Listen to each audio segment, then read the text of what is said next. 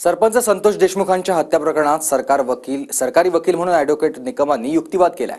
हत्येचा गँग लीडर हा सुदर्शन घुले असून गाईड वाल्मिक कराड असल्याचं निकम यांनी कोर्टात म्हटलेलं आहे। नेमका या सगळ्या युक्तिवाद काय झालाय पाहूयात। संतोष देशमुख हत्या प्रकरणात बीड सत्र न्यायालयात सरकारी वकील म्हणून उज्ज्वल निकम यांनी युक्तिवाद केला आणि हत्येचा गँग लीडर हा सुदर्शन घुले असून मास्टरमाइंड आणि गाईड वाल्मिक कराडच असल्याचं सांगितलंय। तिरंगा हॉटेलमध्ये कराड याच्यासह इतर आरोपींची बैठक झाली होती। सुदर्शन घुलेनं अवादा कंपनीच्या सुरक्षा रक्षकाला मारहाण केली। प्रकरणातील गँग लीडर सुदर्शन घुले आणि त्याला कराडनं गाईड केलं। कराडने आरोपींना गाईड केल्याचं सीडीआर मधून समोर आलंय। कृष्ण आंधळेनं कराड आणि विष्णू चाटेला फोन केला होता। आंधळेने कराड आणि विष्णू चाटेला घटनेदरम्यान 3 वेळा फोन केले। कराडनं जगमित्र या त्याच्या कार्यालयातून पवनचक्कीच्या अधिकाऱ्यांकडे खंडणी मागितली।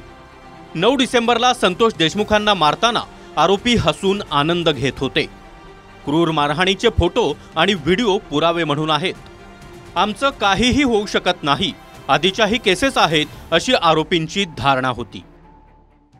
न्यायालयाला स्पष्ट केलं की प्रत्येक घटनेच्या तारखेविषयी आमचा जो पुरावा आहे यातील संघटित गुन्हेगारी ही कशी फोफावली गेली आणि यातला मोरक्या जो गँग लीडर सुदर्शन घुले आहे हा मुख्य आरोपी जो वाल्मिक कराड याच्या म्हणण्यानुसार कसा वागत होता हे देखील आज न्यायालयात आम्ही स्पष्ट केलेलं आहे। पवनचक्कीच्या अवादा कंपनीकडे 2 कोटींच्या खंडणीतून मस्साजोगचे सरपंच संतोष देशमुखांची हत्या झाली। अतिशय क्रूर पद्धतीने देशमुखांचा खून झाला आणि या हत्येच्या कटाचे तारखेनुसार पुरावे असल्याचं निकमांनी सांगितलंय। मस्साजोगचे सरपंच संतोष देशमुख यांचा खून हा एका मोठ्या कटाचा परिपाक आहे आणि हा कट कसा होत गेला, कसा शिजला हे तारखेप्रमाणे न्यायालयाला सांगितलं। त्याचप्रमाणे प्रत्येक तारखेबाबत आमच्याजवळ पुरावा आहे। वाल्मिक कराड याने जी धमकी दिली त्याचप्रमाणे गँग लीडर हा तिथे प्रत्यक्ष आला आणि त्याने सुदर्शन घुलेने देखील त्या धमकीचा पुनरुच्चार केला आणि न्यायालयाला सांगितलं की हा कट म्हणजे एक कंटिन्यूइंग क्रिमिनल कॉन्स्पिरसी आहे।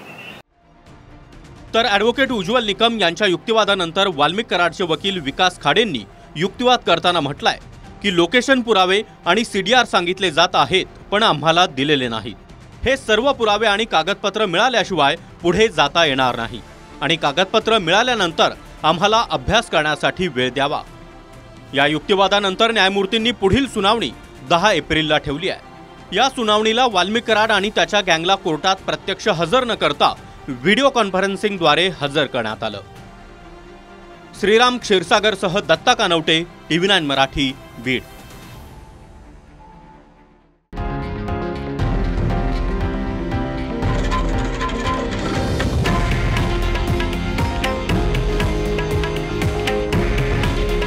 हे आहे देशातील नंबर 1 न्यूज नेटवर्क आणि आपण पाहत आहात TV9 मराठी। काळजी तुमची, हित महाराष्ट्राचं।